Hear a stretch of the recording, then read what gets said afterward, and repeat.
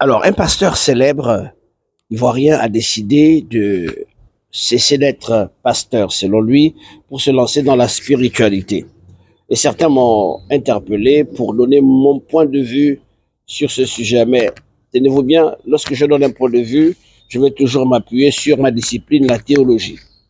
Alors, être pasteur, c'est déjà une vocation. On ne devient pas pasteur parce que on a vu que c'était joli, qu'on a vu qu'il y avait certains avantages. Bien entendu, il y a des gens qui deviennent pasteurs parce qu'ils voient certains pasteurs avec des belles maisons, des belles voitures, ils voient le pécunier, ils voient le bling-bling. Mais en fait, derrière ça, en réalité, si on vient à l'origine de ce que Christ a appelé, il dit non, dans Actes des Apôtres, premier verset, je crois, il dit, le verset 8, il dit, vous recevrez une puissance et celle-ci fera de vous mes martyrs. Le mot martyr, témoin, le mot témoin donne en grec martyr.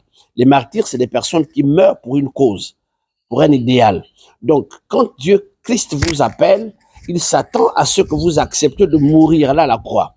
C'est vrai qu'aujourd'hui, avec l'évolution de la vie, nous sommes passés à une phase où beaucoup d'hommes de Dieu ont bénéficié de beaucoup de privilèges par leur rang et qualité. Mais vous devez savoir qu'il y a le revers de la médaille. Dans le plan eschatologique, l'Église va subir des grandes persécutions. Et ça a d'ailleurs même commencé. Je suis un peu surpris de voir que certains hommes de Dieu, que l'Église a bénis, qui ont eu le succès à partir de l'Église, et puis un bon matin, ils commencent par chier dans la soupe qui les a fait, dans la soupe qui les a nourris. Je trouve ça un petit peu injuste. C'est pourquoi il est important de toujours rester, j'ai envie de dire, humble, de toujours rester loyal et fidèle, même dans l'appel que nous avons reçu. Être appelé par Dieu, c'est suivre Dieu jusqu'à la fin de sa vie. Quand tu es pasteur, quand tu es évangéliste, parce qu'il y en a 5 ministères.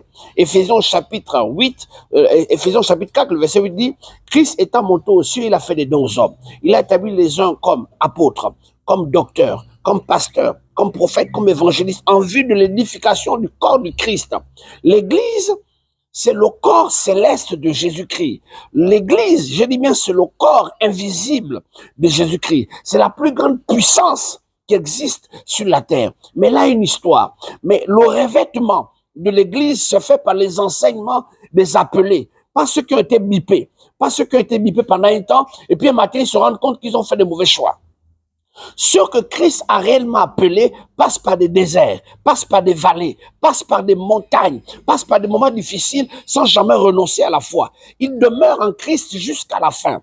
Bien-aimés dans le Seigneur, lorsque un matin vous dites que vous n'êtes plus des nôtres, partez sans faire de bulles, partez sans faire de bulles, parce que quand vous dites que les pasteurs sont des escrocs, la dîme c'est une escroquerie, les offrandes c'est une escroquerie, les premiers c'est une escroquerie, c'est faire insulte à la Bible.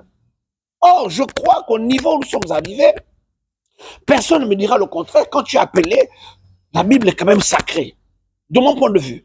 Parce que c'est notre livre qui nous permet de nous élever spirituellement. C'est dans ce livre qu'on prend appui pour expliquer le mystère du royaume des cieux. Au-delà de la révélation qui peut venir. Au-delà que certains peuvent traiter des autres, j'ai envie de dire, des chrétiens de la lettre. Mais à partir de cette lettre, il y a, quand le mouvement de l'esprit se fait ressentir, il y a une révélation des écailles qui tombent de nos yeux. Et en ce moment, la lettre devient vivante lorsqu'il y a une révélation. Bien-aimés dans le Seigneur, faites souvent très attention.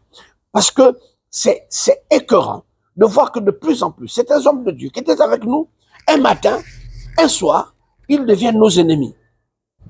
Et c'est pas étonnant aussi parce que Paul avait parlé de ça. Il dit ce qui était pour nous autrefois des frères, en réalité, c'était des loups déguisés.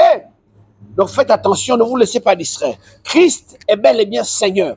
Christ est bel et bien vivant. Dîme ou pas dîme, offrande ou pas offrande, nous servirons le Seigneur. Je répète, parce que les temps difficiles sont en train d'arriver pour l'Église. Nous devons nous préparer à affronter les grandes épreuves au nom du Seigneur Jésus. La Bible dit, c'est un frère, les frères vont se trahir les uns pour les autres. Mais toi, tu dois demeurer dans la foi. Nous devons demeurer dans la foi. Fortifions-nous les uns les autres, mes amis, parce que l'heure est grave. Dieu vous bénisse.